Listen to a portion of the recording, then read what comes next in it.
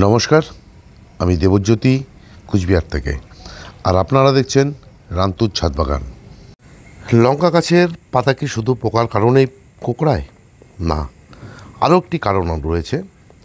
সেটা হচ্ছে Kylie virus. সেটা আবার কীরকম? সেটা হচ্ছে এই যে লঙ্কার গাছগুলো দেখছেন, এই লঙ্কার যে গাছের বীজের থেকে চারা তৈরি হয়েছে, সেই বীজগুলো হয়তো এই পাতা কোঁকড়ানো গাছের থেকে তৈরি। মানে যে সমস্ত গাছে পাতা কুঁকড়ে থাকে তার থেকে যে ফলগুলো তৈরি হয়, সেই ফলের বীজের থেকে কিন্তু এই চারাগুলো তৈরি। যার জন্যই এরা জিনগতভাবেই পাতা কুঁকড়ে থাকে এবং ছোট থেকেই। এতে হাজার ওষুধ যদি আমরা ব্যবহার করি, হাজার কীটনাশক যদি ব্যবহার করি, এই পাতা কোঁকড়ানো কিন্তু কোনোভাবেই ঠিক হয় না।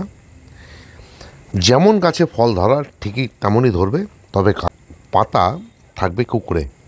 এই পাতা কুঁকড়ে থাকার কারণে আমরা হয়তো ভাবি যে গাছের পাতায় পোকা লেগেছে, কিন্তু ভালো করে লক্ষ্য করে দেখবেন যে গাছের পাতার মধ্যে কোনো রকমের পোকার চিহ্ন পাবেন না। তবে দু একটা হয়তো সাদামাছি থাকলেও থাকতে পারে। এই ছিল আজকের ছোট্ট একটি ভিডিওটি যদি ভালো লেগে থাকে তাহলে একটি লাইক দেবেন, কমেন্ট করবেন এবং আজকের এই যে ভিডিও সেটা সবার সঙ্গে শেয়ার করবেন।